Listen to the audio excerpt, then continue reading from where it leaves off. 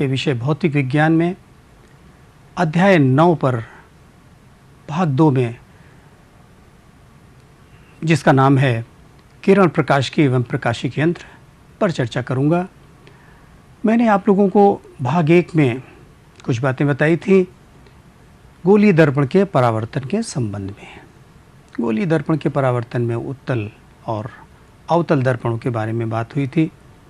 समीकरण भी मैंने वहाँ पर प्रूव किया था और दर्पण का आवर्धन बताया था आपको। आवर्धन क्षमता के बाद मैंने आप लोगों को सवाल भी लगाया था और सबसे पहले उसमें फोकस दूरी और वक्रता त्रिज्या पर संबंध भी बना करके दिखलाया था। आगे बच्चों हम चलते हैं। मैंने उस बार आपसे अंत में कहा था कि अगले भाग में मैं आप लोगों को प्रकाश का अपवर्तन बताऊंगा। तो यहाँ पर मैं अपवर्तन में कुछ बिंदुओं पर चर्चा करूंगा, जिसमें देख सकते हैं आप प्रकाश का अपवर्तन, परिभाषा क्या होता है अपवर्तन। उसके बाद में प्रकाश की उत्क्रमणीयता का सिद्धांत, प्रिंसिपल ऑफ रिवर्सिबिलिटी बताऊंगा, और समांतर फलकों के स्लैब से भी अपवर्तन, वास्तविक तथा आभासी गहराई पर चर्चा करूंगा, और अंत में क्रांतिक कोण तथा पूर्ण आंतरिक परावर्तन पर बात करूंगा। फिर इसके यूजेस आप लोगों को बताऊंगा। तो सबसे पहले मैं यहाँ पर चल रहा हूँ बच्चों, अपवर्तन होता क्या है। देखिए,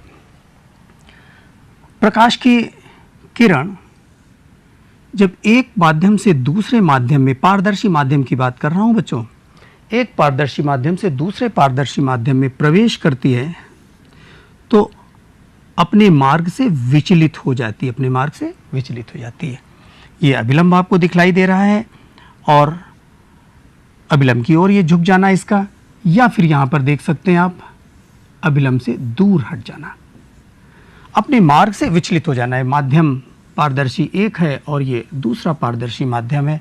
ठीक इसी प्रकार से ये एक माध्यम और ये दूसरा माध्यम है।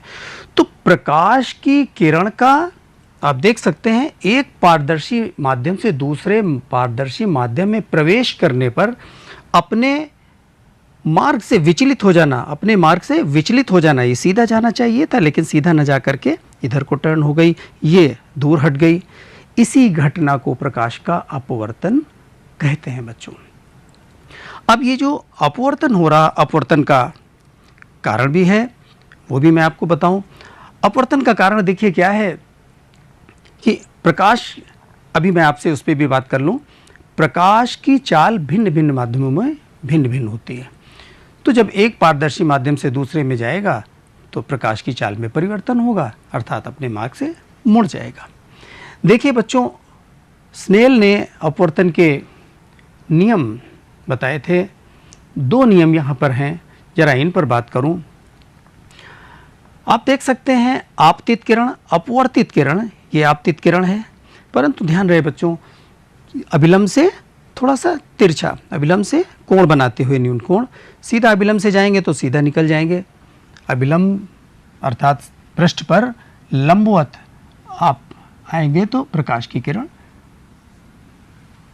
में अपवर्तन नहीं दिखलाई देगा, परंतु एक कोण लेकर के इसे आप रे को कोई आपतित किरण हो रही है तो आप देख सकते हैं कुछ भाग इसका परावर्तित हो गया और बाकी भाग इसका अपवर्तित हो गया, अर्थात दूसरे माध्यम में गया और अभिलंब की ओर, जैसा यहाँ पर झुकता हुआ दिखला रहा हूँ, यह अभिलंब से दूर हटेगा, ऐसा हो जाता है। तो यहाँ पर अभिलंब के साथ में आपतित किरण जो कोण बना रही है, इसे हम क्या कहेंगे? आपतन कोण। तथा अपवर्तित किरण अभिलंब के साथ जो कोण बना रही, आर से दिखला रहे हैं, इसको हम क्या कहेंगे? अपवर्तन कोण। ध्यान रहे, अपवर्तन कोण यूज करेंगे, एंगल ऑफ रिफ्रैक्शन। और देखिए बच्चों, इसी पर स्नेल ने 2 नियम दिए थे। क्या थे?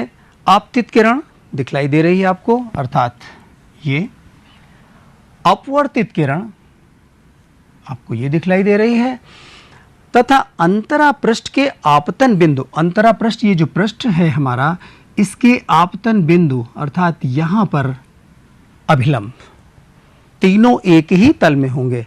आपतित किरण, अपवर्तित किरण, अभिलंब अंतरा पृष्ठ के बिंदु पर मिल रहे हैं यहाँ पर और एक ही तल में होंगे। पहला नियम था। दूसरा नियम स्नेल ने देखिए क्या दिया? आपतन कोण की साइन अर्थात ज्या, जिसको आप क्या कहेंगे, साइन आई, तथा अपवर्तन कोण की ज्यामिति में एक निश्चित अनुपात होता है, कांस्टेंट। ये नियतांक है, इसी को हम नाम देते हैं कितना, दूसरे माध्यम का। ये दूसरा माध्यम यदि है और ये पहला माध्यम यदि हमारे पास यहाँ पर एयर है या ग्लास है, एयर है मान लीजिए पहला माध्यम यहाँ पर, तो पहले माध्यम के सापेक्ष में अपवर्तनांक। ये 2 1 का मतलब है बच्चों, इसे क्या कहेंगे, दूसरे माध्यम का अपवर्तनांक पहले के सापेक्ष। दूसरा माध्यम यहाँ पर जो भी है, अगर ग्लास है तो ग्लास का होगा अपवर्तनांक वायु के सापेक्ष में, एयर के सापेक्ष में। तो यहाँ पर ये sine i upon sine r एक निश्चित अनुपात है, इसका मान फिक्स है। और बच्चों ये अपवर्तनांक, दूसरे माध्यम का अपवर्तनांक पहले के सापेक्ष में बता रहा हूँ, जो इसका मान आई पर निर्भर नहीं करता है, इसका मान पदार्थ पर निर्भर करता है। आप लोगों को यहाँ पर बच्चों ये भी बताना चाहूँगा, देखिए ज़रा सा कि कारण इसका अपवर्तन का क्या है, भिन्न भिन्न माध्यमों में प्रकाश की चाल भिन्न भिन्न होती है। तो आपको यहाँ पर भिन्न भिन्न माध्यमों में प्रकाश की चाल भिन्न भिन्न है, तो यहाँ पर साइन आई और साइन आर जो कि अपवर्तनांक है, सपोज कीजिए दूसरे माध्यम का पहले के सापेक्ष, इसी को हम लोग v1 अपॉन v2 भी कह सकते हैं, अर्थात पहले माध्यम में प्रकाश का वेग अपॉन दूसरे माध्यम में प्रकाश का वेग। तो ये अपवर्तनांक हमको प्राप्त हो जाएगा।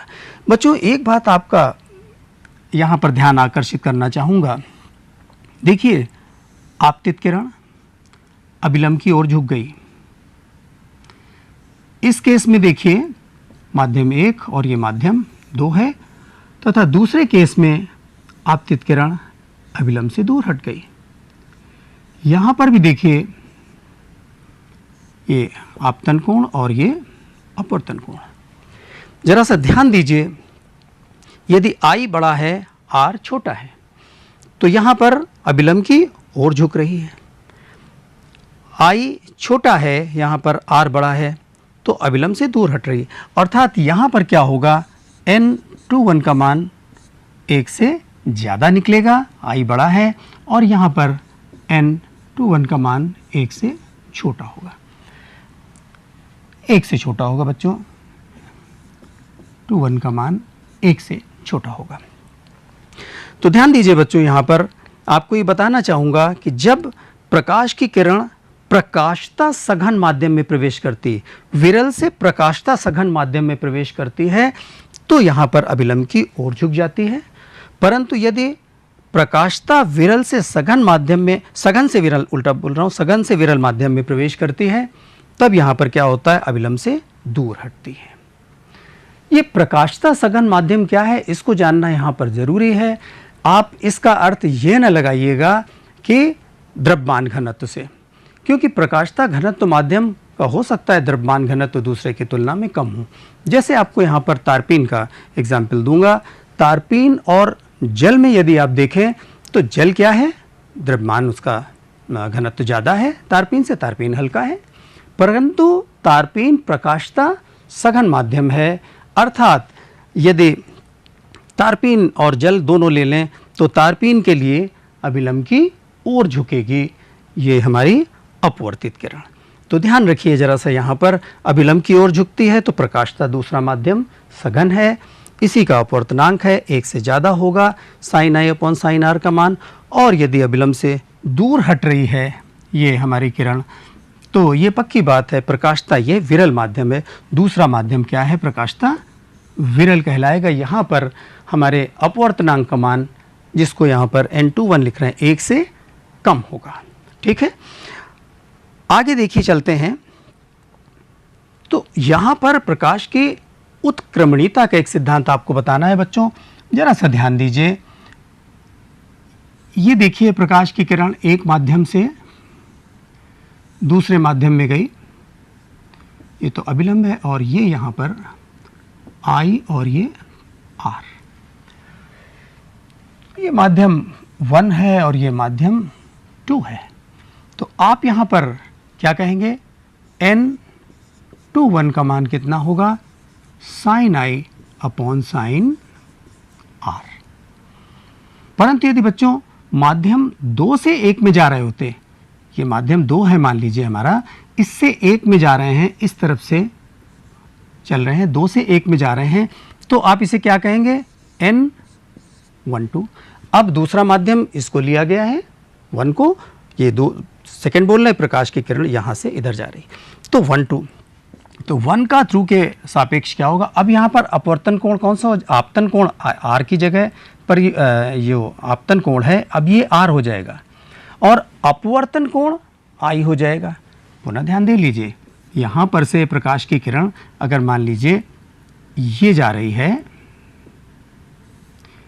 ये जा रही है, तो ये क्या हो गया, यहाँ पर से दूर हट गई, ये दूर हट गई।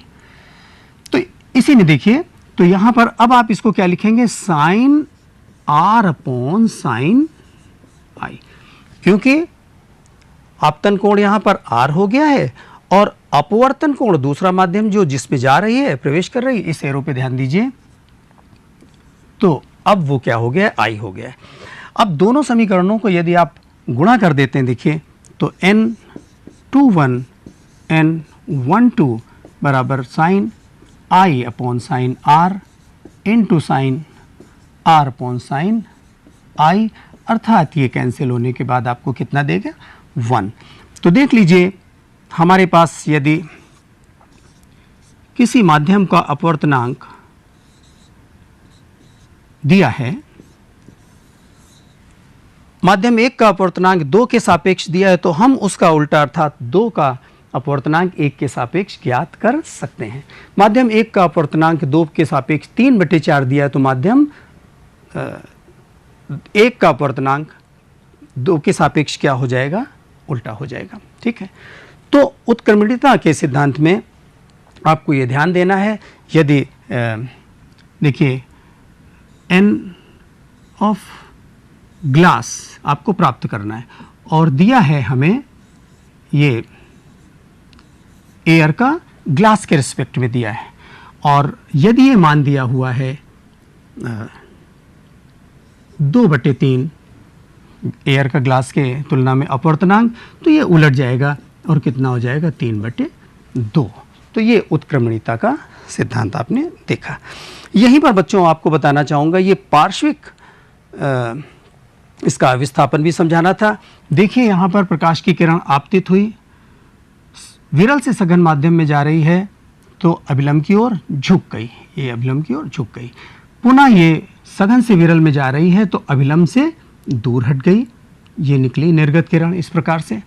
तो आप देख सकते हैं यहाँ पर क्या हुआ, प्रकाश की किरण पहले सघन माध्यम में अभिलंब की ओर झुकी और उसके बाद में सघन से विरल में अभिलंब से दूर, परंतु निर्गत किरण समांतर हो गई आपतित किरण के।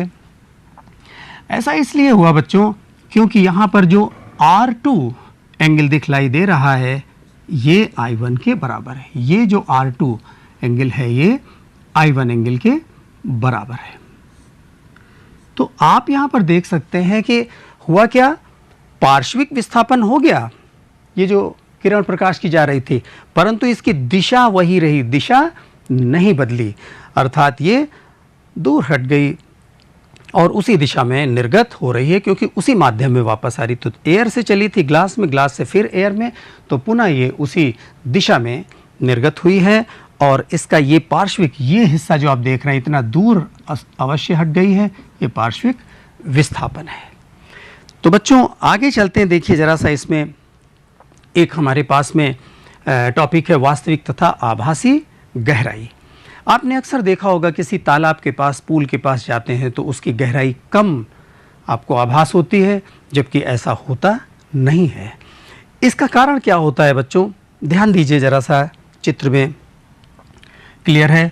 ऊपर से सीधा देखते हैं तब तो ठीक है, आपको उतनी अच्छी विजिबिलिटी नहीं, ऊपर से थोड़ा सा साइड होकर के देखते हैं तो हमें यहाँ पर क्या मिलता है कि जैसे कॉइन मान लीजिए ऑब्जेक्ट है कोई पड़ा हुआ यहाँ पर, और ये ऊपर नज़र आता है। इसका कारण ये है बच्चों कि ये प्रकाश की किरण, एक तो ये सीधा निकल गई अभिलंबवत।